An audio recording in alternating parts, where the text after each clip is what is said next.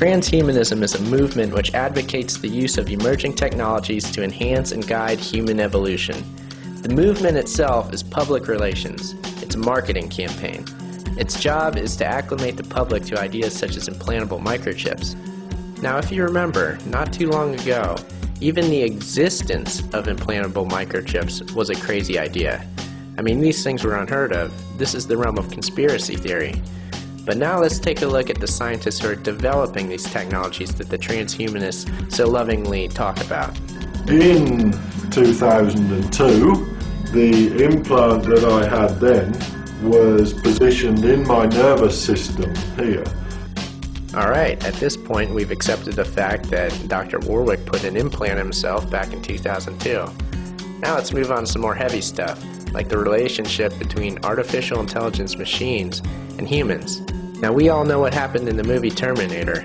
How do we get around such a problem? They say, well, perhaps we could avoid this issue by having human beings themselves become artefacts.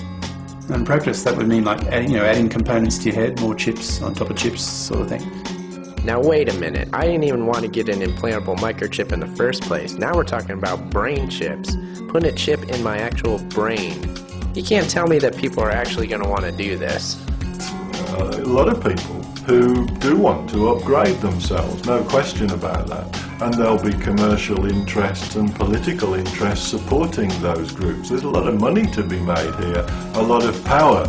I'm not even satisfied with the power structures that are present in this world right now, let alone giving the power of my brain away to somebody. And did you notice the buzzword he used in there, upgrade? As if you're going to be better if you do this? I mean, imagine you're a Terran and your next door neighbour starts going cyborg, right? Starts adding components, and then suddenly the person next door is capable of learning a human language in just like, in seconds. And this, of course, is the old marketing trick of snob appeal. But this time, your neighbor hasn't bought a new riding mower. He's added a brain chip to his head which allows him to think in ways that you can't even imagine. He's become a super intelligent cyborg.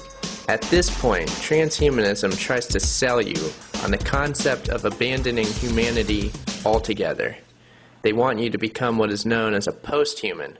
Otherwise, you're not going to be able to keep up in the new society. But I think when implants become more acceptable, as they are becoming bit by bit, so such people, the humanists that want to stay human, the Terrans maybe, as Hugo would call them,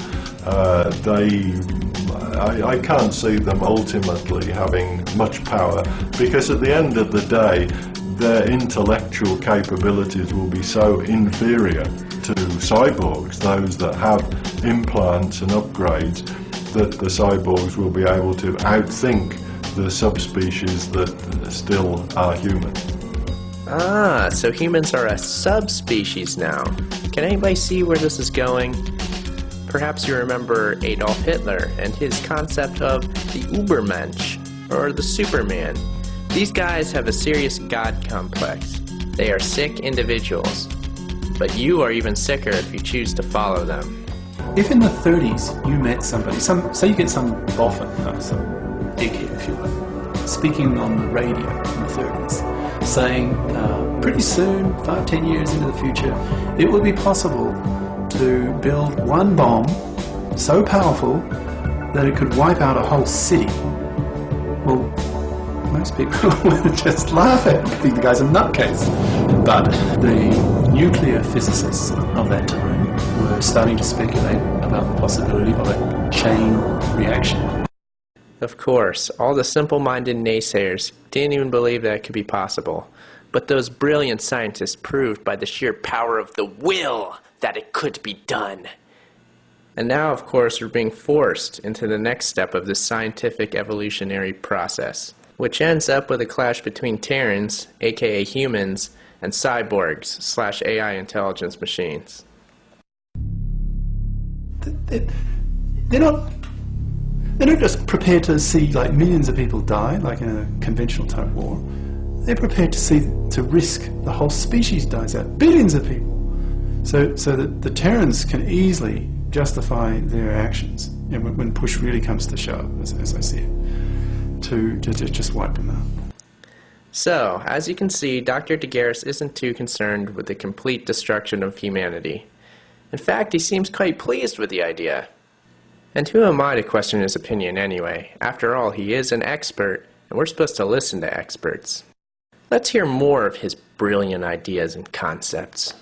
So imagine a young woman, she's just given birth, and then she needs to make the decision. Is she going to have her baby modified? Is she going to turn that baby into a cyborg, or effectively an artellect? So say she decides to do that. So this, hypothetically, this grain of sand, in a sense, that's been nanoteched, is inserted into the human brain, that baby's brain, and it integrates itself into the brain. So that baby, in effect, is no longer human. So that woman, in a sense, has killed her baby. Killed in the sense the baby is no longer human. It's effectively an artellect. It's an artellect in human disguise. Okay, first hydrogen bombs and now killing babies. This is the kind of expert I should be listening to. Now let's see what Dr. Warwick says about anybody who has the audacity to actually resist this. So the future for an ordinary everyday human, I guess there'll be some sort of subspecies, just like we have cows now, so we'll have humans in the future. There'll be other creatures, other species, cyborgs, intelligent machines that are the dominant life forms on Earth. And as a cyborg, if a human came to see me and it starts making silly noises, a bit like a cow does now. If a cow comes to me and says, moo, moo, moo, I'm not going to say, yeah, that's a great idea, I'm going to do what you tell me. So it will be with a human. They'll come in and start making these silly noises that we call speech and human language and so on. And these trivial noises, I'm not going to do those silly things. Why should I? This creature's absolutely stupid in comparison to me. And there you have the transhumanist sales pitch, brought to you, of course, by the experts. And if you didn't know, transhumanism is just the new face of eugenics, which you should look into. All this talk about superintelligence and how great it's going to be a cyborg is simply bait. This is an advertisement. Don't believe it for 1 second. This time, your brain is the product, and how can you possibly put a price on that? The fact of the matter is, you don't get to program the brain chip, so how do you know what it does? The general public hasn't been made aware of the transhumanist movement yet, but it's my contention that the mass marketing of this movement will happen in the near future. Consider this video a forewarning. The transhumanists also push the concept of downloading consciousness into a computer. This makes the concept of the movie The Matrix a reality. I'm not even going to try to explain the reasons why that's a bad idea. Let's just hear what Dr. Warwick has to say about it. Then if a machine is passing down signals that keep you completely happy, then why not be part of the Matrix? I really do think Neo in the Matrix trying to destroy things, he's a bit of a party pooper. Life for humans in a Matrix could be really cool.